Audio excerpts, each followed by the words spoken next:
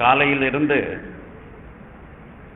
நடைபெற்ற கருத்தரங்கினுடைய 3 அமர்வுகளுடைய ஒரு நிறைவு விழா இது. ஆகவே இப்பொழுது பேசக்கூடிய விஷயங்கள் எல்லாமே கருத்தரங்கில் 3 அமர்வுகளில் நாம் எந்த கருத்துக்களை பரிமாறிக்கொண்டோமோ அது சார்புடையதாக இருக்கும். காலையில் பேசியவர்கள் எல்லோருமே மிக சிறப்பாக உரையாற்றினார்கள். தாங்கள் எடுத்துக்கொண்ட கருத்தை திட்டவட்டமாக தெளிவாக சொன்னார்கள். மிகவும் சிறப்பாக அமைந்த கருத்தரங்கம். அப்பொழுது சில பேர் என்னிடத்துல இந்த மத நல்லிணக்கம் என்கின்ற விஷயத்தை நாம் நம்மிடத்திலேயே பேசிக்கொள்ள வேண்டுமா என்பதாக கேட்டார்கள். இதை பேச வேண்டிய இடமே வேறு அல்லவா என்பதாகவும் கேட்டார்கள். காலையில் பேசிய சுவாமிஜி அவர்கள் ஒரு விஷயத்தை தெளிவாக சொன்னார்கள். இதுல இந்த பக்கத்தில் சில கிறிஸ்தவர்கள் இருந்திருக்க வேண்டும், அந்த பக்கத்தில் சில முஸ்லிம்கள் இருந்திருக்க வேண்டும், அவர்கள் இந்த செய்தியை செவிமடுத்திருக்க வேண்டும்.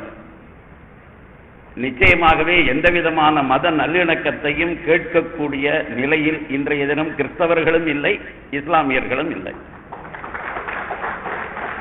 அந்த மாதிரி யாருக்காவது மனசுல லவலேசமாவது ஒரு ஆசை இருந்தது என்று சொன்னால் அதை துடைத்து எறிந்து விடுங்கள், துடைத்து எறிந்து விடுங்கள். ஆகவே மத நல்லிணக்கத்தை எதற்காக இந்துக்கள் மத்தியில் பேசுகிறீர்கள் அப்படின்னா அதுக்கு ஒரே ஒரு விஷயம்தான். இத மத நல்லிணக்கம் என்று சொல்லி மாரடித்துக் கொண்டிருக்கிறவர்கள் கிறிஸ்தவர்கள் அல்ல, இஸ்லாமியர்கள் அல்ல, இந்துக்கள் மட்டும்தான்.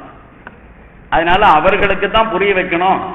இந்த மாதிரி மத நல்லிணக்கம் அப்படின்னு எந்த நாடகமும் போட்டு பிரயோஜனம் இல்லை. அந்த மாதிரி எதுவும் உலகத்தில் சாத்தியமும் அல்ல. எதனால் வரைக்கும் கிறிஸ்தவம் இருக்கிறதோ, எதனால் வரைக்கும் இஸ்லாம் இருக்கிறதோ, அதனால் வரைக்கும் உலக சகோதரத்துவமும் இருக்காது, நிச்சயமாக உலகத்தில் மத நல்லிணக்கமும் இருக்காது. ஆகவே அப்படி ஒரு விஷயத்தை மனசுல தெளிவா பதிஞ்சுண்டு இப்ப விவேகானந்தர் எத்தகைய மத நல்லிணக்கத்தை விரும்பினார், அவர் கிறிஸ்தவத்தை பற்றி என்ன சொல்லி இருக்கிறார், இஸ்லாமை பற்றி என்ன சொல்லி இருக்கிறார் என்கின்ற சில விஷயங்களை பார்ப்போம். எனக்கு சரியாக சக்கரவர்த்தி அவர்கள் உங்களுக்கு 25லேருந்து 30 நிமிஷம் தான் டைம், அதை மீறக்கூடாதுன்னு சொல்லி இருக்கிறார். ஆகவே இப்பொழுது என்னுடைய வாட்சில் 5:43 என்னமோ ஆகுது. அதனால நிச்சயமா அந்த கால வரம்பு தாண்டாது. சுவாமி விவேகானந்தர் அவர்கள் அமெரிக்காவில் சிகாகோவில் நடைபெற்ற உலக மத மாநாட்டில் பேசினார். நம்ம எல்லாருக்கும் இது தெரியும். தனக்கு அளிக்கப்பட்ட 2 நிமிடத்தில் அவர் தன்னுடைய பேச்சை நிறைவு செய்து கொள்ள வேண்டி இருந்தது. அப்படி பேசுவதற்காக எழுந்த பொழுது பல விஷயங்களை சொன்னார். அதுல ஒரு விஷயம் எல்லாரும் திரும்ப திரும்ப சொல்லக்கூடியது என்னவென்று சொன்னாக்க, எல்லா நதிகளுமே இறுதியில் சமுத்திரத்தை போய் அடைகின்றன. அதுபோல எல்லா வழிபாட்டு முறைகளும் எல்லா மதங்களுமே இறுதியில் அந்த பரம்பொருளிடத்திலேயே போய் சேருகிறது. இந்த உண்மையை சுவாமி விவேகானந்தர் அவர்கள் அங்கே உணர்த்தினார். ஆனா அவர்கள் ரொம்ப வசதியா மறந்துடுறது என்னன்னாக்க, இந்த ஸ்லோகம் அவர் கோட் பண்ணினார் இல்லையா, அது அதனுடைய செகண்ட் போர்ஷன் தான். அதாவது எந்த ஸ்தோத்திரத்தை அங்க கோட் பண்ணினாரோ அதனுடைய லாஸ்ட் 2 லைன்ஸ் அவர் சொன்னார். முதல் 2 லைன் அவர் சொல்லல. ஆனா இந்த பின்னாடி சொன்ன 2 லைனுமே அவனுக்கு ஒன்றும் புரிய போறதில்லை, அது வேற விஷயம். ஆகவே அங்க இருக்கக்கூடிய அமெரிக்கனுக்கு நிச்சயமாகவே இவர் சொல்லி இருக்கக்கூடிய அந்த சமஸ்கிருத ஸ்லோகத்தினுடைய தாத்பரியமும் புரியாது. அது எங்கிலிருந்து சொன்னாருங்கிறத பத்தி அவனுக்கு கவலை இல்லை. ஆனா அவனுக்கு ஒரு மெசேஜ் கொடுக்கணுங்கிறதுக்காக அவர் என்ன சொன்னாருனாக்க, எல்லாமே கடைசியில் இந்த ஒரே பரம்பொருள் இடத்திலே போய் சேருகிறது. இதை அவன் புரிஞ்சுட்டு இருப்பான் அப்படி. ஆனா நாம அப்படி புரிஞ்சுக்க கூடாது, நாம அப்படி புரிஞ்சுக்க கூடாது. விவேகானந்தர் சொன்ன அந்த ஸ்லோகத்துல இது 7வது ஸ்லோகம். எதுலன்னா சிவமகிமா ஸ்தோத்திரம் அப்படின்னு ஒண்ணு. இந்த சிவமகிமா ஸ்தோத்திரம் அதுல இருந்து அவர் எப்ப கோட் பண்ணினாரோ அப்பவே நமக்கு என்ன ஒரு புரியணும்னாக்க, சிவனுடைய மகிமையை அமெரிக்கர்களுக்கு சொன்னார். இதை தெளிவா புரிஞ்சுக்கணும். அமெரிக்காவில் நீ கும்பிடுற சாமி ஒண்ணுதான், நான் கும்பிடுற சாமி ஒண்ணுதான் சொல்றதுக்காக அங்க போகல. சிவ மகிமா ஸ்தோத்திரம். சரி, ஏன் சிவமகிமா ஸ்தோத்திரத்தை அவர் எடுத்துக்கிட்டாரு அப்படிங்கிறதுக்கு காரணமும் அவரே சொல்லியிருக்கார். சின்ன வயசுல இருந்து எங்க ஊர்ல எல்லா குழந்தைகளுக்கும் எது மனப்பாடம் ஆகி இருக்கிறதோ அந்த ஸ்லோகத்தில் இருந்து ஒரு வரியை கோட் பண்ணுகிறேன் அப்படின்னு சொல்லி இருக்கிறார். அப்ப சிறு வயதிலிருந்தே குழந்தைகளுடைய உள்ளத்தில் இந்த பாடல் பதிவாகி இருக்கிறது. யாருக்கு? வங்காளத்துல எல்லா குழந்தைகளும் மனப்பாடம் செய்யக்கூடியது. அப்பேற்பட்ட ஒரு ஸ்லோகம் இது. எழுதினவர் பேர் புஷ்பதந்தர்னு பேர். இந்த புஷ்பதந்தன் அப்படிங்கிறவன் தான் இந்த சிவமகிமா ஸ்தோத்திரம் அப்படிங்கிறத ஒண்ணு உண்டாக்கி இருக்கான். இந்த சிவமகிமா ஸ்தோத்திரங்கிறத நம்ம ஊர்ல இருக்கிற கிருஷ்ணமாச்சாரியே ஏத்துக்க மாட்டார், எழுத்தாப்புல உட்கார்ந்துருக்கார். இது அமெரிக்காக்காரன் ஏத்துப்பான, இது அமெரிக்காக்காரன் ஏத்துப்பான. கொஞ்சம் நல்லா புரிஞ்சுக்கணும். சிவனே பெரியவன், சிவனிடத்திலேயே எல்லா தெய்வ வணக்கங்களும் சிவனையே சென்று சாய்கிறது, சிவனே பரம்பொருள். அதை சொல்றதுதான் சிவமகிமா ஸ்தோத்திரம் புஷ்பதந்தர் எழுதினது. அதுவும் என்ன காரணத்தினாலன்னா, அவன் நிர்மால்ய தோஷம் பட்டுட்டான். அதாவது சிவபெருமானுக்கு பூஜிக்கப்பட்ட மலர்கள் மீது அவனுடைய கால் பட்டுடுத்து. அதனால அவனுக்கு ஒரு பாதிப்பு ஏற்பட்டது. அந்த சாபத்திலிருந்து தன்னை விடுவிக்குமாறு சிவபெருமானிடத்தில் அவன் ஸ்தோத்திரம் பண்ணுகிறான். அப்படி ஸ்தோத்திரம் பண்ணுகிற போது இதற்கு உள்கடைக்காக உள்சான்றாக 37வது ஸ்லோகத்துல அந்த சம்பவத்தையே அவன் குறிப்பிடுகிறான். அதனால இது புஷ்பதந்தன் தான் இயற்றியது. புஷ்பதந்தன்கிறவன் யாரு? ஒரு கந்தர்வன்.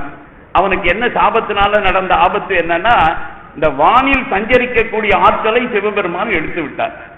அதனால வானில் சஞ்சரிக்க முடியாம போயிடுச்சு. அந்த மீண்டும் வானில் சஞ்சரிக்கக்கூடிய அந்த ஆற்றலை எனக்கு கொடு என்று கேட்டு அவன் இந்த பாடலை பாடுறான்.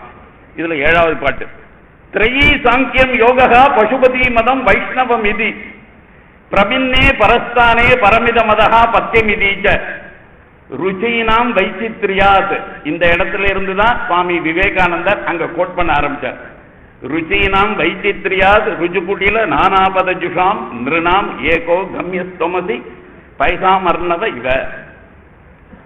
எல்லா நதிகளும் அவைகள் குறுகலாக இருந்தாலும் அகலமாக இருந்தாலும் எப்படி கடைசியில சமுத்திரத்தை போய் சேருதோ அதுபோல திரையி அப்படின்னு ஒரு மதம், திரையின ஒரு மதம் இருந்தது என்பதற்கு சான்று இந்த ஸ்லோகம் மட்டுமல்ல, பல இடங்கள்ல இருக்கு. அப்படின்னா என்ன அர்த்தம்? ரிக் யஜுர் சாமம், இந்த 3 வேதங்களையுமே தனி மதமாக ஒரு காலத்தில் மக்கள் கருதி பின்பற்றி இருக்கிறார்கள். திரையி சாங்கியம் யோகம் பசுபதி மதம் வைஷ்ணவம் என்கிற வெவ்வேறு பாதைகள்.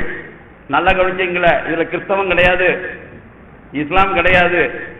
இந்த வெவ்வேறு பாதைகள் தங்கள் தங்கள் பாதைகளே சிறந்தவை என்று சொன்னாலும் அவை நேரானவையாகவும் குறுகலானவையாகவும் இருந்தாலும் பலவிதமான மனப்பக்குவங்களை கொண்டவர்கள் அவரவர் ருச்சிக்கேற்ப அவற்றை பின்பற்றினாலும் சிவபெருமானே அவை இறுதியில் ஒருவனிடம்தான் இட்டுச் செல்கின்றன, ஒருவனிடம்தான் இட்டுச் செல்கின்றன. இது எப்படி தெரியுமா இருக்கு? பல்வேறு நதிகள் அவைகள் பெரியவையோ பெரியவையோ இறுதியில் சமுத்திரத்தையே சென்று சேர்கிறது அல்லவா? ஆகவே இங்கு சமுத்திரத்தை சிவனுக்கு ஒப்பிட்டார், பல்வேறு விதமான வழிபாட்டு முறைகளை நதிகளுக்கு ஒப்பிட்டார். சென்று சேர்வது சிவபெருமான் திருவடிகளையே என்பதாக ஆணித்தரமாக சொன்னார். அதனால இதுல நிச்சயமாகவே இவர்கள் சொல்வது போல அல்லது பலர் கோட் பண்ணுவது போல இந்த கிறிஸ்தவத்தையும் இஸ்லாமையும் சேர்த்து வச்சுக்கிட்டு ஒரு மத நல்லிணக்கம் வேண்டி இந்த ஸ்லோகத்தை சொன்னதா யாரும் நினைக்க வேண்டாம். இதே மாதிரி இன்னொரு ஸ்லோகம் எல்லாருமே சந்தியாவந்தனம் பண்ணுகிற போது சொல்லுகிறார்கள். ஆகாஷாத் பதிதம் தோயம் யதா கச்சதி சாகரம் சர்வதேவ நமஸ்காரகா கேசவம் பிரதிகச்சதி. அங்கேயும் தெளிவா இருக்கும். அது யாருக்கு போய் சேருது? ஆகாசத்தில் இருந்து விழுகிற தண்ணீர் எப்படி இறுதியாக சமுத்திரத்தையே அடைகிறதோ அதுபோல எந்த தேவதையை நாம் வழிபட்டாலும் கூட இறுதியில் கேசவனையே சென்று சேர்கிறது. கேசவன்னா நான் விளக்கம் சொல்ல வேண்டிய அவசியம் கிடையாது. ஏனென்றால் பெருமாளுக்கு இருக்கக்கூடிய 12 நாமங்களில் ஒன்று கேசவன். ஆகவே அந்த கேசவன் தான். இன்னொன்னு அடிக்கடி இந்த மத நல்லிணக்கத்துக்காக கோட் பண்ணக்கூடிய இன்னொரு விஷயம் ஏகம் சத் விப்ரா பகுதா வதந்தி. உண்மையிலேயே இதையும் ரொம்ப கன்வீனியன்ட்டா முழுக்க கோட் பண்ணாம ஆஃப் கோட் பண்ணினாக்க எல்லாம் ஏகம் சத் பரம்பொருள் ஒன்றே, உண்மை ஒன்றே. அதை ஞானிகள் மகான்கள் பலவிதமாக சொல்லுகிறார்கள். அப்படின்னா அதுல இயேசுநாதரும் வந்துருவாரு, அல்லாவும் வந்துருவாரு அப்படின்னு இதனாலே அதுக்கு அர்த்தம் பண்ணிக்கிட்டு பைத்தியக்காரத்தனம் பண்ணிட்டு இருக்காங்க. அதுக்கு முதல்ல தெரிஞ்சுக்க வேண்டியது ஏகம் சத் விப்ராஹா பகுதாவதன் அக்னி யமம் மாதரிஷ்வான் மாஹுஹு. வேதம் சொல்லுகிற இந்த தெய்வங்கள் அக்னி யமம் மாதரிஷ்வான் இவர்கள் எல்லாமே அந்த பரம்பொருள் ஒன்றுதான். அந்த பரம்பொருளுக்கு தான் இப்படி பல்வேறு நாமங்களை சொல்லி அந்த நாமங்களை எல்லாம் நாம பலவிதமாக சொன்னாலும் கூட அது கடைசியில சொல்லக்கூடியது அது ஒன்னே அதுதான். ஆனா உண்மையிலேயே சுவாமி விவேகானந்தர் வேற ஒண்ணு கோட் பண்ணி இருந்தார்னா ஓரளவுக்கு அவர் பிற்காலத்தில் விரும்பின ஒரு விஷயம் இருந்தது.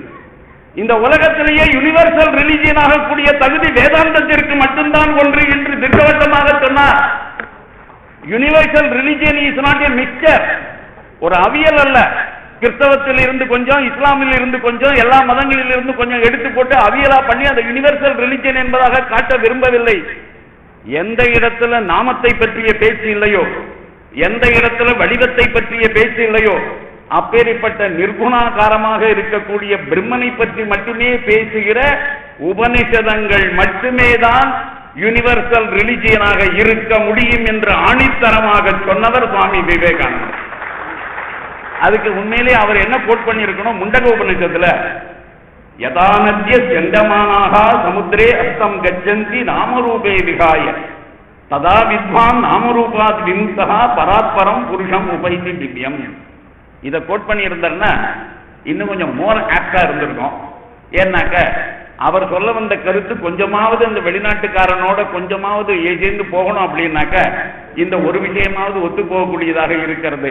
எல்லா நாமரூபன் இதுவும் கூட யாருக்கு, யார் ஒருவன் அந்த பிரம்மத்தை உணர்கின்ற நிலையை அடைந்திருக்கின்றானோ அவனுக்கு தான், உங்களுக்கு எனக்கு இல்ல. நீங்களும் நானும் எங்க இருக்கோம், பிரதம பிரதிமா பூஜா. நாம எல்லாருமே ஒரு உருவத்தை வைத்து நாமத்தை வைத்து வழிபடக்கூடிய நிலையில் இருக்கிறோம். அந்த நிலையில் இருக்கக்கூடியவர்களுக்கு உபதேசிக்கப்பட்டதல்ல இது. அதனால இதை தெளிவா புரிஞ்சுப்போம். அதுக்கப்புறம் இந்த மாநாட்டை எதுக்காக நடத்தினாங்க? ஏதோ உலக மதத்துங்களில ஒரு நல்லிணக்கம் எல்லாம் வரணுங்கிறதுக்காக நடத்தினாங்கன்னு நினைச்சீங்களா? ஏன்னா இந்த விவேகானந்தரோட இந்த மத நல்லிணக்கத்தை ஏன் கேட்கிறாங்கன்னு எனக்கு புரியல. In and out he was a staunch Hindu. He was a staunch Hindu. He is a propagator of Hindu religion. ஏன் அன்னைக்கு சாயங்காலம் பேசி முடிச்ச உடனே சிகாகோவினுடைய எல்லா சுவர்களிலும் என்ன போட்டான்? அமெரிக்காக்காரன் இவரை யூனிவர்சல் பெரிய சன்னியாசின்னு சொன்னானா? உலகத்தில் இருக்கக்கூடிய மதங்களுக்கு நல்லிணக்கத்தை கொண்டு வந்து உபதேசிக்கக்கூடிய மகான்னு சொன்னானா? இல்ல. என்ன தெரியுமா போஸ்டர் அடிச்சு ஒட்டி விட்டு கீழே வார்த்தை போட்டான். யாரும் சொல்லிக் கொடுக்கல, அவனா போட்டான். சுவாமி விவேகானந்தா, த சைக்ளோனிக் ஹிந்து மங்க், த சைக்ளோனிக் ஹிந்து மங்க். ஏயா அன்னைக்கு சாயங்காலமே செப்டம்பர் 11ஆம் தேதி சாயங்காலம் 6 மணிக்கு போஸ்டர் அடிச்சு ஓட்டி விட்டான். 4 மணிக்கு இந்த ஆள் பேசுறாரு. அப்ப 6 மணிக்கெல்லாம் போஸ்டர் ஓட்டி விட்டாங்க.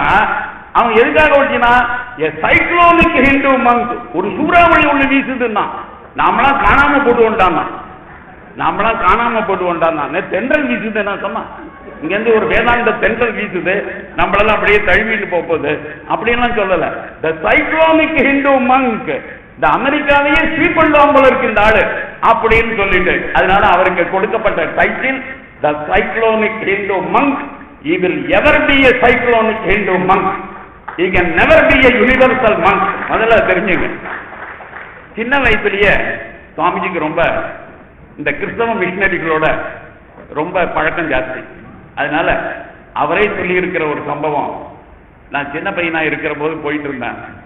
யாரோ ஒரு பாதிரி நம்மளெல்லாம் பாவின்னு சொல்லி வச்சுட்டு இருந்தான். வழக்கம் போல நம்ம தெய்வங்கள் எல்லாம் கிரிட்டிசைஸ் பண்ணினா அவனை தாக்க போயிட்டார். எப்ப அவர் காலேஜ் ஸ்டூடெண்டா இருக்கும்போது, அதுக்கப்புறம் இவங்கெல்லாம் சொல்லி அதனால நீங்க அப்படியெல்லாம் செய்யக்கூடாது அப்படின்னு சொல்லிட்டு அதுக்கப்புறமா அதை ஒரு விதமா சமாளித்து அவரையும் கொண்டு அந்த ஆளை பேச்ச நிறுத்த சொன்னாங்க. அதனால அந்த ஆள் பேசினான்.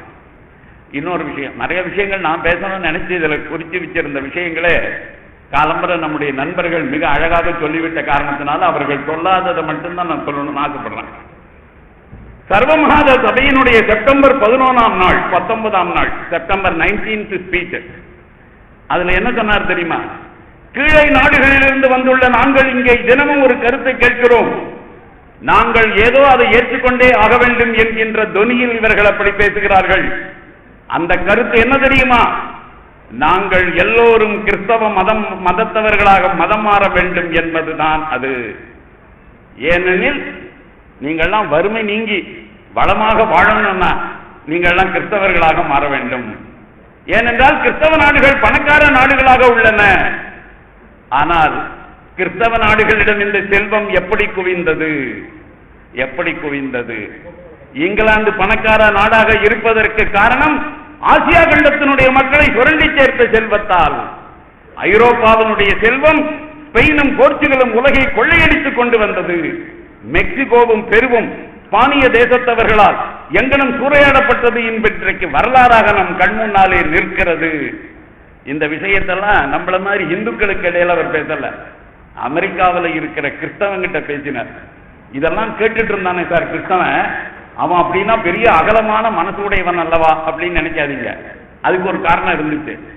ஏன்னா இங்க இருந்த ஆடியன்ஸ்ல டோட்டலி ஆடியன்ஸ் 7,000, 2 adjacent halls. இங்க ஒரு 4,000, அங்க ஒரு 3,000. இந்த 4,000 பீப்புளும் தான் சிஸ்டர்ஸ் அண்ட் பிரதர்ஸ் ஆஃப் அமெரிக்கான்னு சொன்ன உடனே எழுந்திருந்து ஸ்பான்டேனியஸ்லி ஸ்டாண்டிங் ஓவேஷன் கொடுத்தான், கைதட்டி. உடனே நாம நினைச்சிடக்கூடாது, ஆஹா என்ன வரவேற்பு கிறிஸ்தவர்களுடைய ஒரு ஹிந்துவுக்கு, அப்படிலாம் நினைச்சு ஏமாந்து போயிடாதுங்க. ஏன்னா கைதட்டினவன்ல கிறிஸ்தவனே கிடையாது. மேடையில் இருக்கக்கூடிய டாக்டர் ஹென்றி பரோஸ் கைதட்டி எழுந்து நின்று சொல்லி இருந்தான்னு வச்சுங்க, நான் அதை கிறிஸ்தவனுடைய அங்கீகாரம் என்பதாக சொல்லி இருப்பேன். அந்த மேடையிலே உட்கார்ந்து இருந்தான் கார்டினல் கிபன்ஸ் தலைமை தாங்கிக்கிட்ட அந்த மீட்டிங்க்கு. அந்த ஆள் எழுந்திருந்து கைதட்டி இருந்தான்னு வச்சுங்க, அப்ப உண்மையிலேயே இவன் இந்து மதத்தை அங்கீகரித்து விட்டான் என்பதாக சொல்லி இருப்பேன். ஆனா இந்த கைதட்டினதெல்லாம் கீழே இருந்த ஆடியன்ஸ், மேடையில் இருக்கிற ஒரு ஆள் எழுந்திருக்கவும் இல்லை கைதட்டவும் இல்லை. நல்லா கவனிக்கணும். அப்ப கீழே இருந்தவங்க எல்லாம் யாரு சார்? சுவாமி விவேகானந்தர் அமெரிக்காவுக்கு போன பொழுது அமெரிக்காவில் 200 விதமான கிறிஸ்தவ மத பிரிவுகள் இருந்தன. அந்த 200 கிறிஸ்தவ மத பிரிவுகளையும் பின்பற்றியவர்கள் அந்த அமெரிக்க நாட்டினுடைய 45% மக்கள் மட்டுமே. 55% மக்கள் கிறிஸ்தவர்கள் அல்ல. அப்படின்னா அவங்க எல்லாம் யாரு? சுவாமி விவேகானந்தர் அதற்கு ஒரு வார்த்தை கொடுத்திருக்கார், they were not Christians, they were mammon worshippers, they were mammon worshippers. அப்படின்னா என்ன அர்த்தம்? பணங்காசு பண்றதுதான் வாழ்க்கைன்னு நினைச்சு வாழ்ந்தவன் தான். பணங்காசை தவிர வேற ஒன்றும் அவனுக்கு தெய்வமும் கிடையாது, மதமும் கிடையாது, அவனுக்கு ஒன்றும் கிறிஸ்டியானிட்டியில பற்றும் கிடையாது, பாசமும் கிடையாது. அப்பேற்பட்டவன் ஆடியன்ஸ். அதனால சுவாமிஜி சொன்ன கருத்தெல்லாம் அங்க டக்குன்னு அங்க எதிர்பார்த்துருச்சு. கிறிஸ்தவ மிஷனரிகள் பாரதத்திற்கு வந்து மனிதர்களுக்கு தொண்டு செய்கிறோம் என்பதாக சொல்லி பல விஷயங்களை செய்து கொண்டிருக்கிறார்கள். அதுல இவர் சொன்னதை ஆதரிச்சு பிஷப் கீனே அப்படின்னு ஒரு ஆள், அந்த ஆள் என்ன சொன்னான் தெரியுமா? நான் விவேகானந்தர் கூறியதை முற்றிலும் ஆமோதிக்கிறேன். பசியோடு இருக்கும் இந்துக்களுக்கு பாசாங்கு தொண்டு புரியும் கிறிஸ்தவ மிஷனரிகள் அப்பசித்த இந்துக்களின் மனசாட்சியை மடிய வைத்து நம் மதத்திற்கு இழுக்கிறார்கள். கிறிஸ்தவ மிஷனரிகளின் இந்த இழிவான செயல் கிறிஸ்தவர்கள் என்று தங்களை கூறிக்கொள்ளும் அத்தனை பேரும் வெட்கி தலை குனிய வேண்டிய ஒன்றாகும். அதுக்கு அடுத்தாப்புல சுவாமிஜி தமது சொற்பொழிவுகளின் மூலம் கிறிஸ்தவ மதவெறியின் முதுகெலும்பை முற்றிலுமாக ஒழிக்கவில்லை என்றாலும் கிறிஸ்தவ மிஷனரிகள் மீது சம்மட்டியால் ஓங்கி அடித்தார். அதன் வலியை அவர்கள் உணர தலைப்பட்டார்கள் என்கிறார் Mary Louisburg. The discovery of new discovery, America. இங்க கூட கோட் பண்ணாங்க இல்லையா அந்த புத்தகம். கன்க்ளூடிங் தி அட்ரஸ் அங்க இருக்கக்கூடிய கிறிஸ்தவர்களுக்கு ஒரு விஷயத்தை சொன்னார். ஏன் இந்த மாநாட்டை நடத்தியவர்கள் மத நல்லிணக்க எண்ணத்தோடு நடத்தல? ஏன்னு கேட்டா இதை நடத்துறதுக்கான பொறுப்பு ஹென்றி பேரோஸுக்கு கொடுக்கப்பட்டது. உண்மையிலேயே அவர்கள் ஒரு பெரிய ட்ரேட் ஃபேர் நடத்தி அதோட விஷயத்தை முடிச்சோம்னு நினைச்சான். ஆனா அங்க இருக்கக்கூடிய ஒரு ஆளுக்கு திடீர்னு ஒரு யோசனை வந்தது. அது என்னத்துக்காக வெறும் trade fair? Why not we include all other subjects அப்படின்னா என்ன சப்ஜெக்ட்னா ஒரு 20 சப்ஜெக்ட் எழுதினான். ஆர்ட், லிட்ரேச்சர், ரிலிஜியன் அப்படின்னு ஒரு பெரிய பட்டியல் போட்டான். 20க்கு 20 செமினார், 20 ஹால் எல்லாத்தையும் ஏற்பாடு பண்ணாங்க. அதுல ரிலிஜியன்ங்கிற சப்ஜெக்டை ஹென்றி பேரோஸ்ங்கிறவங்க கிட்ட கொடுத்தாங்க. ஹென்றி பேரோஸ்ங்கிறவன் யாருன்னு கேட்டீங்கன்னா பிரெஸ்பிட்டீரியன் சர்ச்சினுடைய பிஷப். அவங்க கிட்ட கொடுத்தான். அவன் அந்த மாநாட்டை நடத்துற போது ஒரு கமிட்டி கூட்டம்னு ஒன்று போடுவாங்க இல்லையா, அந்த மாதிரி ஒரு கமிட்டி கூட்டம் போட்டு இந்த மாநாட்டை பத்தி நடத்த போறோம், 10 மதங்களை கூப்பிட போறோம், உலகம் முழுக்க இருக்கிற எல்லாரும் கூப்பிட போறோம் அப்படி இப்படின்னா. அப்ப அந்த கமிட்டி கூட்டத்துக்கு வந்தவன் வாய் மூடிட்டு கேட்டுட்டு போக வேண்டியதானே. ஒரு பையன் எழுந்திருந்து கேட்டான், அவனுக்கு கொஞ்சம் கரிநாக்கு போல இருக்கு. அவன் என்ன சொன்னான், அதெல்லாம் சரிங்க, நாம் அப்படி நினைக்கிறோம், இந்த கிறிஸ்தவ மதத்தினுடைய மேன்மையை நிலைநாட்டுறதுக்காகத்தான் நம்ம இந்த மாநாட்டை நடத்துறோம் அப்படிங்கிறதெல்லாம் ரைட்டு. ஆனா அப்படி இல்லாம எவனாவது ஒருத்தன் வந்து தன் மதம் தான் உயர்ந்ததுன்னு சொல்லி தொலைச்சுட்டான்னா என்ன பண்றதுன்னா, இந்த ஹென்றி பேரோஸ் என்ன சொன்னாரு, யோ நான் கூப்பிட போறதெல்லாம் நமக்கு தெரிஞ்ச ஆளியா, அவனும் எல்லாம் ரிட்டர்ன் ஸ்பீச் கொண்டானுங்க, ப்ரிப்பேர்டு ஸ்பீச்சஸ், அதுல யாரும் எதுவும் பேசிரும்படியா நான் வைக்க மாட்டேன். அது மட்டும் இல்ல 40 கிறிஸ்டியன்ஸ் பேசுறான், 10 தான் வெளி ரிலிஜியன்ஸ் ஆட் பேசுறான், அதனால ஒண்ணும் நடக்காது, கவலைப்படாது அப்படின்னா. ஆனா இந்த கரீனாக்கு சொன்னா பாருங்க, அந்த பையன் சொன்னது நடந்துருச்சு. கிறிஸ்தவ மதத்தினுடைய மேன்மையை நிலைநாட்டுவதற்காக உலக அளவில் மத மாநாடு. ஆனால் அந்த மாநாட்டில் இந்து மதத்தினுடைய மேன்மையை நிலைநாட்டுவதற்கு அழைப்பில்லாமலேயே அங்கு போய் ஆஜரானார் விவேகானந்தர். இந்த ஆளுக்கு என்ன அழைப்பா கொடுத்தாங்க? வாயா நீ வந்து பேசி உங்க பேச்செல்லாம் கேட்கறதுக்கு நாங்க ரொம்ப ஆர்வமா இருக்கும்னு சொல்லி கூப்பிட்டாங்களா? இல்லைன்னா இவருக்கு தான் அப்படியெல்லாம் போறதுக்கு தெரிஞ்சுதா? ஒண்ணும் இல்லை, எப்படியோ போய் அடம்பிக்கு பண்ணி போய் விழுந்து கடைசி நிமிஷம் அங்க போய் மேடையில் ஏறிட்டார். இந்த மனுஷன் மேடையில் ஏறிட்டார். 2 நிமிஷம் தான் சான்ஸ் தான், பரவாயில்லன்ட்டார், முடிஞ்சு போயிடுச்சு. இப்ப என்ன வேடிக்கைன்னா, இதை பத்தி ஒருத்தன் கேட்கறான் சுவாமிஜி கிட்ட, Swamiji who convened this great conference அப்படிங்கிறான். அதுக்கு பதில் சிகாகோவில் இருந்த அந்த கமிட்டின்னு சொல்லல, ஹென்றி பேரோஸ் கன்வீன் பண்ணினான்னு சொல்லல. அவர் என்ன சொன்னார் தெரியுமா? மகாசபையை அம்பாள் தான் நடத்தி வைத்தாள், அம்பாள் தான் நடத்தி வைத்தாள், அம்பாள் தான் நடத்தி வச்சான்னு சொல்லிட்டு விடல. அதுக்கு அடுத்தவர் என்ன சொன்னார் தெரியுமா? அமரத்துவம் வாய்ந்த நமது இந்து தர்மத்தை, அமரத்துவம் வாய்ந்த நமது இந்து தர்மத்தை உலகுக்கெல்லாம் நான் எடுத்து சொல்ல வேண்டும் என்பதற்காகவே அன்னை இதை நடத்தி வைத்தாள், அன்னை இதை நடத்தி வைத்தாள். வேற என்ன சொல்வது இந்த கான்பரன்ஸை பத்தி? அதனால உண்மையிலேயே அவன் ஒண்ணு நினைக்க, நம்ம சாமி வேற ஒண்ணு நினைக்க, நம்ம அம்பாளும் சிவனுமா சேர்ந்து, ஏன்னா சிவமகிமா ஸ்தோத்திரம் அங்க சொன்னார் இவரு, அதனால சிவனும் அங்க ஆஜராகிருக்காருங்கிறது உண்மை. அம்பாள் பேரை இவரே சொல்லிவிட்டாரு, இவரே ஒரு சக்தி வருஷிப்பார். அதனால அந்த விஷயத்திலையும் இது புரிஞ்சுது. இன்னொரு விஷயம் இங்க தெளிவா நமக்கு புரியணும். இந்த கன்க்ளூடிங் டேக்கு சுவாமிஜி ஒரு விஷயத்தை சொன்னார். இவரை போய் கன்க்ளூடிங் அட்ரஸ் கொடுத்தான். உலகத்திலே மாநாடு நடத்துறவன் கன்க்ளூடிங் அட்ரஸ் கொடுப்பான். ஆனா வேடிக்கை என்னன்னா, இங்க இவரை போய் கன்க்ளூடிங் அட்ரஸ் கொடுன்னா. அவர் என்ன சொன்னார் தெரியுமா? If the parliament of religions has shown anything to the world, it is this. It has proved that holiness, purity and charity are not the exclusive possessions of any particular church in the world. Every system of religion has produced men and women of most exalted character. In the face of this evidence, if anyone dreams of the exclusive survival of his own religion and the destruction of others, I pity him from the bottom of my heart, and I would like to point out to him, sooner it would be written in the banner of every religion, என்ன எழுதப்படும்? Health and not fight, assimilation and not destruction, peace and harmony and not dissension. இதுதான் நம்முடைய மெசேஜ்னு அவர் சொல்லிட்டு வந்தது. இப்ப time நெருங்கிட்டு இருக்கிறதுனால கிறிஸ்தவத்தை பத்தி அவர் என்ன சொன்னார் அப்படிங்கிறதுக்கு ஒரு வரி. கத்தி இல்லாமல் உங்களுடைய கிறிஸ்தவ மதம் எந்தாவது ஒரு இடத்தில் வெற்றி பெற்றுள்ளதா? நான் அதிகமாக கேட்கவில்லை. டெட்ராய்ட்ல பேசுறாரு, டெட்ராய்ட்ல நான் அதிகமா கேட்கல. ஒரே ஒரு இடத்தை பாயிண்ட் அவுட் பண்ணு. உலகம் முழுவதிலும் ஒரு இடத்தையாவது சொல்லுங்கள். ஏன்னா நம்ம ஆளுக்கள் தான் மெசேஜ் தேவை.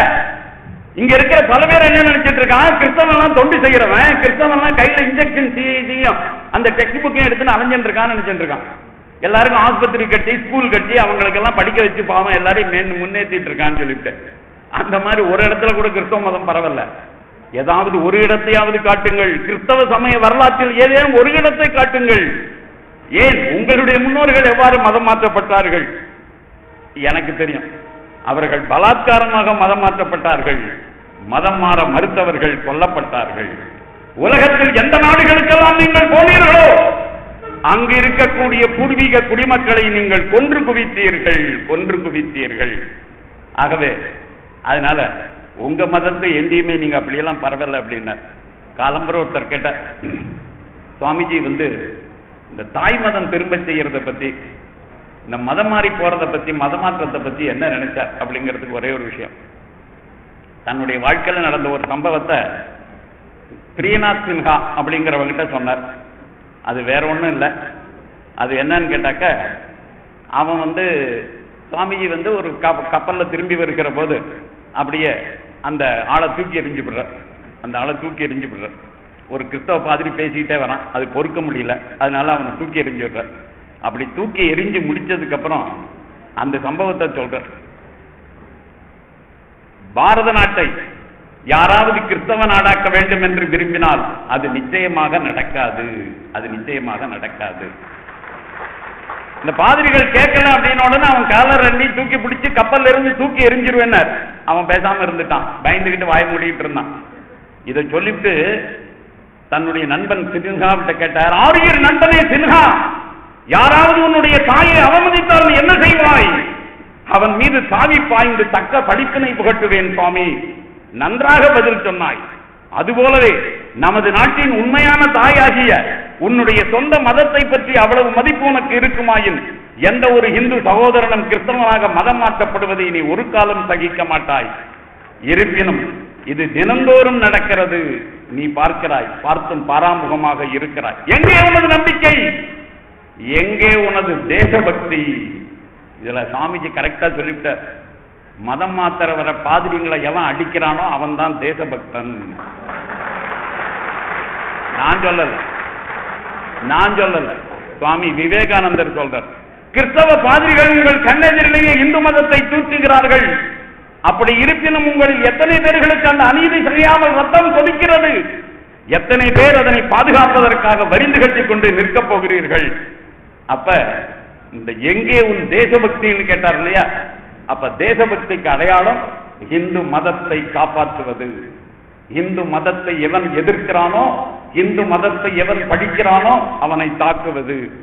அதுக்கப்புறம் இன்னொரு விஷயம், இந்த கிறிஸ்தவங்களா போனவங்களெல்லாம் எடுக்கணுமான்னு சொல்லிட்டு நம்முடைய இந்து மதத்தில் இருந்து வெளியேறியவர்களை மீண்டும் நாம் சேர்த்துக் கொள்ள வேண்டுமா? ஆமாம் ஆமாம்.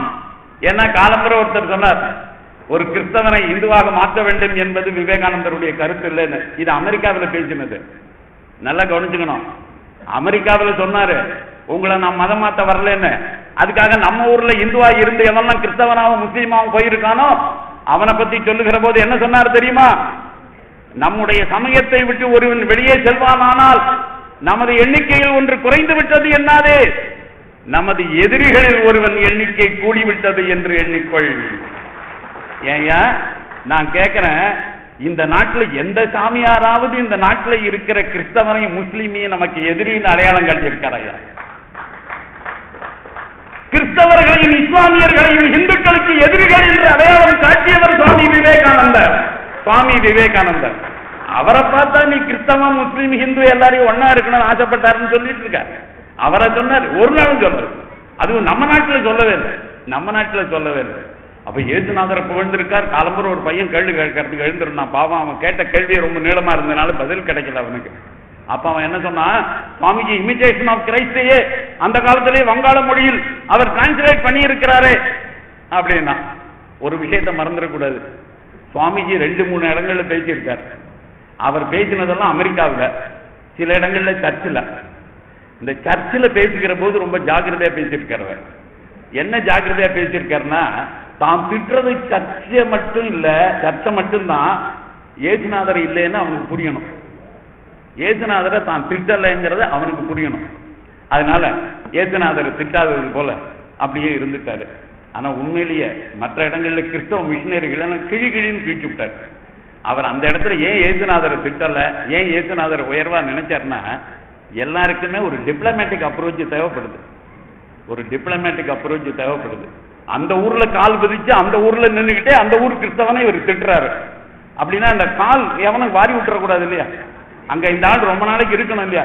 ஏன்னா இங்க இருந்தால் சொன்னா, நீ மட்டும் ஒரு 50 வருஷத்துக்கு முன்னாடி வந்திருந்தியானா, நீ முதல் நாள் லெக்சர் கொடுத்திய அன்னைக்கே உன்னை கொண்டு இருப்பாங்கடா பாவிங்க, அன்னைக்கே உன்னை கொண்டு இருப்பாங்க. யார் சொன்னா? Inger sir. யார்கிட்ட? விவேகானந்தர்கிட்ட.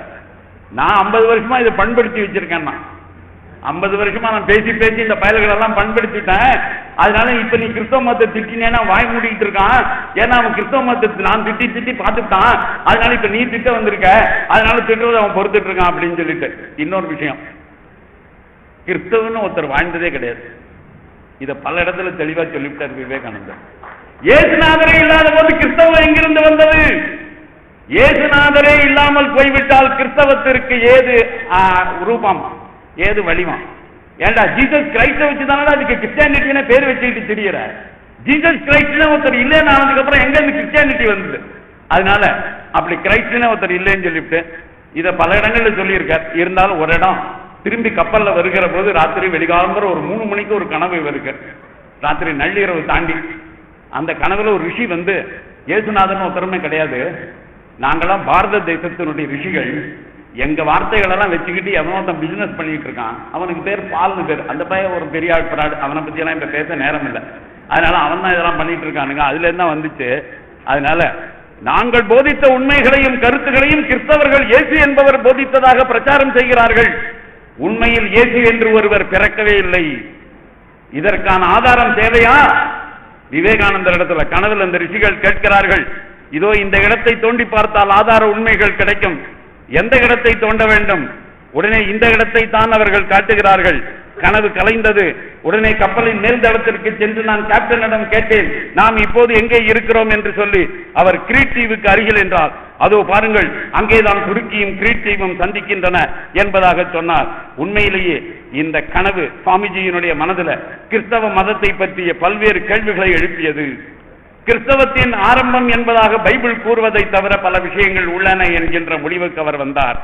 தேராபுத்தர்களுடைய கருத்துக்களை தான் இவர்கள் திருடிக் கொண்டு கிறிஸ்தவ மதம் என்பதாக சொல்லுகிறார்கள் என்று நினைத்தார். அது மட்டுமல்ல, அதுக்கப்புறம் இதே ஆங்கிலேயர்கள் சில பேர் மூலமா அந்த இடத்துல அகழ்வாராய்ச்சி நடத்துவதற்கு கூட முயற்சிகள் நடைபெற்றன. கிறிஸ்தவ மதத்தின் ஆரம்பத்தை பற்றிய பல திடுக்கிடும் உண்மைகள் வெளிவந்தன. ஆனால் அவர்கள் செல்வாக்கை பயன்படுத்தி சர்ச் அந்த உண்மைகள் வெளிவராமலே தடுக்கிவிட்டது. அதுக்கு அடுத்தது ஒன்னே இஸ்லாமை பத்தி என்ன சொல்லியிருக்கார் அப்படின்னா, முகமது நபி, இயேசுநாதர் இவர்கள் கடவுளை பார்த்த ஞானிகள் அல்ல. They are not realized person. They are not realized person. What is there? What to do with God realization? எனக்கு ஒன்றும் புரியல. கிறிஸ்தவமும் இஸ்லாமும் மதங்கள் அல்ல, மதவெறி பிடித்த மண்வெறி பிடித்த எதேச்சாதிகார வாதங்கள். அவைகள் மதங்கள் என்கின்ற போர்வையில் உலகித்திடுகின்றன. அவைகள் மதங்களே அல்ல, மண்வெறி பிடித்த எதேச்சாதிகார வாதங்கள். அப்பேற்பட்ட எதேச்சாதிகார வாதம் எங்கேயாவது ஆண்டவங்கிட்ட கொண்டு போய் சேர்க்குமா? அதை உருவாக்கினவன் தான் ஆண்டவனை பார்த்திருப்பானா, அல்லது அதை பரப்பினவன் தான் ஆண்டவனை பார்த்திருப்பானா? அதனால சுவாமிஜி முகமது நபியே உள்ள கடவுளை பார்த்தவர் இல்லைன்னு சொல்லிவிட்டார். The yogi says there is a great danger in stumbling upon this faith. In a good many cases there is a danger of the brain being deranged, and as a rule you will find all those men, however great they were, who had stumbled upon the superconscious state without understanding it, groped in the dark, and generally had along with their knowledge some quaint superstition. They opened themselves to hallucinations. That man Muhammad, that man bracket Muhammad was inspired, no doubt, but that inspiration was as it were stumbled upon. He was not a trained yogi and did not know the reason of what he was doing.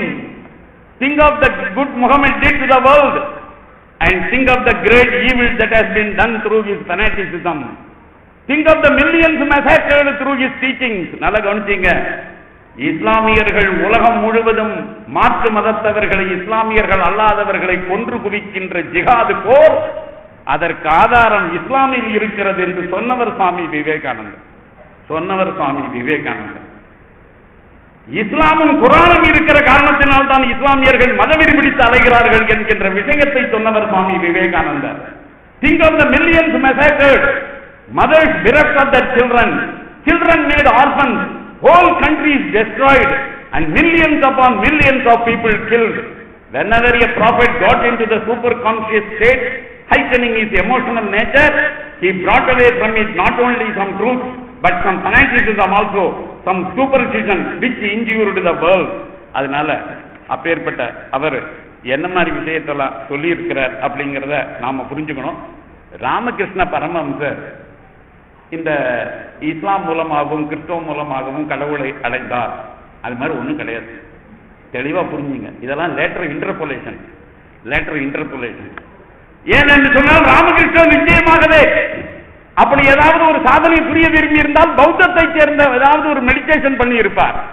பண்ணினதா வரலாறு இல்லை. ஜெயினிசத்தை பற்றி ஏதாவது பண்ணி இருப்பார். பண்ணினதா வரலாறு இல்லை. அவர் பண்ணினது எல்லாமே வைதிக சம்பிரதாயத்திற்குள்ள இருக்கக்கூடிய சாக்த, கௌமார, கானாபத்திய, இந்த யோக, ராஜயோக, தியான யோக, இது போன்ற சாதனா முறைகளை மட்டும்தான். ஏன்னு கேட்டாக்க, இப்பவே சுவாமிஜி கொஞ்ச நேரம் முன்னாடி பேசும்போது ஒரு விஷயம் சொன்னார். இந்த உலகத்திலேயே ஏதாவது ஒரு ஜீவன் இறைவனை அடையணும்னு நினைச்சா அது தன்னுடைய கர்ம வினைகளை தீர்த்து கொண்டு கடைசி பிறப்பு இங்க எடுக்கணும். அப்பதான் கடவுளை பார்க்க முடியும். அதனால முகமது நபி கடவுளை பார்த்தவர் அல்ல, இயேசுநாதர் கடவுளை பார்த்தவர் அல்ல. அதை சுவாமி விவேகானந்தர் திட்டவட்டமாக சொன்னார். இயேசுநாதர் மீண்டும் பாரதத்தில் பிறந்துதான் கடவுளை அடைய வேண்டும், முகமது நபி மீண்டும் பாரதத்தில் பிறந்துதான் கடவுளை அடைய வேண்டும். அப்படி இருக்கிற போது அந்த முகமது பள்ளி சொன்ன முகமது மதத்தை பின்பற்றி அது இறைவனை அடைந்தார் என்று சொல்வது ராமகிருஷ்ணருக்கு இழுக்கு, ராமகிருஷ்ணருக்கு இழுக்கு. சொல்லாதீர்கள், தயவு செய்து அப்படிப்பட்ட தவறை யாருமே செய்து விடாதீர்கள். நீங்கள் ஏதோ நல்லது செய்கிறோம் என்கின்ற பெயரில் ராமகிருஷ்ணருக்கு அவமானத்தை ஏற்படுத்தாதீர்கள். இந்த விஷயத்தை தான் நான் சொல்றேன். இன்னொன்னு, ராமகிருஷ்ணர் இந்து மதம் மட்டும்தான் சனாதனமானது, ராமகிருஷ்ணர் சொன்ன வார்த்தை. இப்போது எந்த மதங்களை எல்லாம் பார்க்கிறோமோ அவை இறைவனுடைய விருப்பத்தினால் தோன்றும் மறையும், ஆனால் நிலைத்து நிற்காது. இந்து மதம் என்றென்றும் இருந்த ஒன்று, இனியும் இருக்க போகிற ஒரே ஒரு மதம் சனாதனமான மதம் இது ஒன்றுதான். அதனால அப்பேற்பட்ட அந்த விஷயங்கள் எல்லாம் மனசுல வச்சுக்கிட்டு நாம அனாவசியமா குழம்பி போகாம, இந்த மத நல்லிணக்கங்கிற டாபிக் எதுக்குன்னா உங்களுக்கு சொல்றதுக்கு தான். அனாவசியமா திண்டாடாதீங்க. கிறிஸ்தவனும் ஒண்ணுதான், எல்லா பாதையும் அங்கதான் போய் சேருது, ஏதோ அந்த பாதையெல்லாம் பார்த்துட்டு வந்த மாதிரி பேசாதீங்க. ஏன்னா எல்லா பாதையும் அங்கதான் போகுதுன்னா எங்க ஊர்ல சைவம் செத்து போறான். கந்தசாமி பிள்ளைக்கு மரணம், அவர் வீட்டுல ஒரு கார்டு போடுறாங்க. அந்த கார்டுல என்ன அடைச்சிருக்காங்க தெரியுமா? கந்தசாமி பிள்ளை சிவலோக பிராப்தி அடைந்தார். அடுத்தாப்புல வேற ஒருத்தர், யாரோ ராமாச்சாரி இல்ல ஏதோ ஒரு பேரு வச்சுங்க, அந்த ஆளு இறந்து போறார். அவங்க வீட்டுல ஒரு கார்டு போடுறாங்க, வைகுண்ட பிராப்தி அடைந்தாருங்களாம். ஏண்டா இவர் போடுற அட்ரஸே வேற, அவன் போற அட்ரஸே வேற. உங்க ஊர்லயே நீங்க எல்லாரும் இப்படி வெவ்வேறு இடத்துக்கு போறாங்க அப்படின்னு சொல்லும் போது, கிறிஸ்தவன் அங்கதான் வரான், முஸ்லீம் அங்கதான் வரான், நானும் அங்கதான் போனேன், எல்லாரும் ஒன்னா சந்திச்சு டீ சாப்பிட்டோம். எதுக்கு அனாவசியமா பேசணும்? அதெல்லாம் அங்க போற வேலையே ஒண்ணும் கிடையாது. ஏன்னா கண்டவர் வெண்டிலர், வெண்டவர் கண்டிலர். எவன் இறைவனை உணர்ந்தானோ அவன் திரும்பி வந்து அதை சொன்னதில்லை. எவன் இறைவனை அடையும் மார்க்கத்தை பற்றி பேசுகிறானோ அவன் இன்னும் இறைவனை காண்பதில்லை, கண்டதில்லை. கண்டவர் விண்டிலர், விண்டவர் கண்டிலர். ஆகவே ரியலைசேஷனுக்கு அப்புறம் நோபடி டாக்ஸ். நாம எதுக்காக இதெல்லாம் பேசிட்டு இருக்கோங்கிறீங்களா? நாம இந்த ரியலைசேஷன் லிஸ்ட்லயே வரல. அதனால ஒண்ணு என்னன்னு கேட்டீங்கன்னா, யாரு ரியலைசரி யாரு அன்ரியலைசரிங்கிறதெல்லாம் சொல்றதுக்கான யோகியதையே நமக்கு கிடையாது. அதனால தயவு செய்து இந்த இயேசுநாதர் ரியலைசரு, அதுக்கப்புறம் முகமது நபி ரியலைசரு அப்படின்னு சொல்லிக்கிட்டு தெரிய வேண்டாம். நாம ரியலைசேஷனுக்கு நம்ம முன்னோர்கள் காட்டிய பாதையில போவோம். நம் நாட்டுல எவனாவது மதமாத்த வந்தான்னாக்க அவனுக்கு சரியான பழித்தனையை புகட்டுவோம். அது ஒண்ணுதான் இந்த 150வது ஆண்டு விழாவில் செய்ய வேண்டியது. ஸ்ரீரங்கத்துல நடந்த மாதிரி வேற எந்த ஊர்லயும் கிறிஸ்தவனுக்கு பேம்ப்ளெட் கொடுக்க கூட துணிச்சலே வரக்கூடாது. அப்படி ஒரு துணிச்சல் கிறிஸ்தவனுக்கு வராமல் இருக்கணும்னா அதற்கு என்ன வழி என்பதை சுவாமிஜி சொல்லி இருக்கிறார். அப்படி யாரெல்லாம் பிரச்சாரம் செய்கிறார்களோ அவர்கள் மீது தாவி பாய்ந்து தக்க படிப்பினை புகுட்டு, இளைஞர்களே உங்களுக்கு விவேகானந்தர் அவருடைய 150வது ஆண்டில் கொடுக்கக்கூடிய செய்தி இதுதான் என்று கூறி என்னுடைய உரையை நிறைவு செய்கிறேன்.